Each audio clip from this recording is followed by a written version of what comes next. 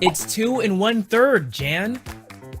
No, Kyle, it's 7/3. Hey kids, what are the two of you arguing over? Jan and I brought cakes over to our picnic. He brought 2 cakes, and I brought 1/3 of a cake. So then I told her that this makes 2 1/3. But it's obvious that this makes 7/3. Which one of us is right? Well, actually, you're both correct. What? Both your answers are actually the same.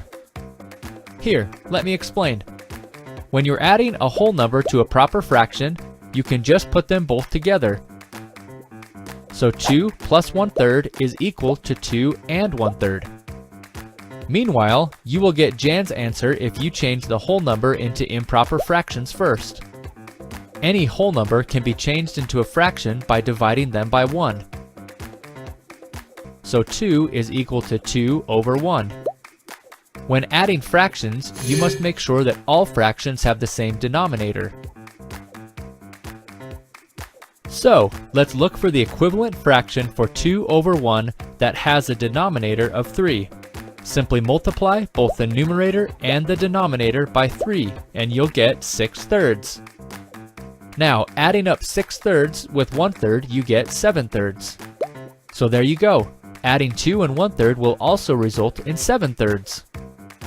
Who knows how to change from an improper fraction to a mixed fraction? Me, I know how.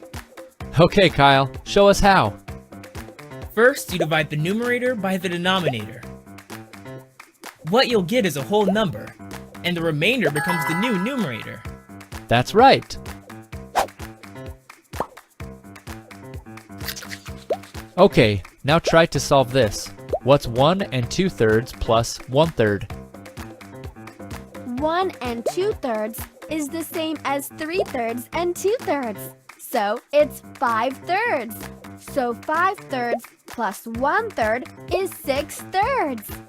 6/3 is 6 divided by 3, so the answer is 2.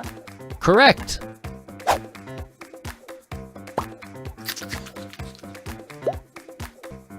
Okay, last question. Who can try to solve this now? What's 1 1/2 plus 1/3? I've got this. 1 1/2 as an improper fraction is 2 over 2 plus 1 over 2. That makes it 3/2. We can't directly add the two together because their denominators are different. So, we must find the equivalent fractions for both of them. We can find their equivalent fractions using each other's denominators.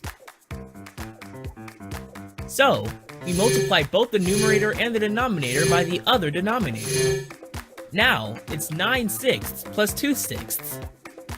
So then, the total is 11/6. And to make this into mixed fractions, 11 divided by 6 gives 1 with the remainder of 5. This means 11/6 is 1 5/6. Correct. You're both very clever children. Hey, you've been eating our cake. Whoops, I'd love to stay and teach you more about fractions, but I gotta go.